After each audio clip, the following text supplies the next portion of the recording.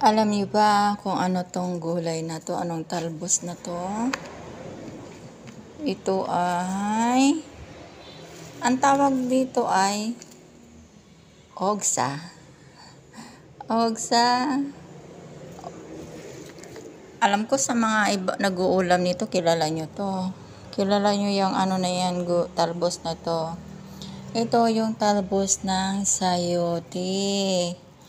Oo, ensalada. Mag-ensalada kami ng talbos ng sayote. Ayan guys, masarap na.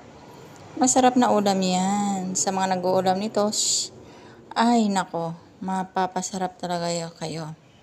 Thank you for watching. Ito na ang finished product ng ogsa. Sa Ilocano, tawag dito ay ogsa. So, ito na po ang finished product ng sayote. Mag-iinsaladang talbos ng sayote. Ayan, guys. Yummy, yummy yan. Kapag naluto, lagyan siya ng timplahan siya ng asin, kamatis, sibuyas. It's yummy. Ensaladang talbos ng sayote. Okay, good luck.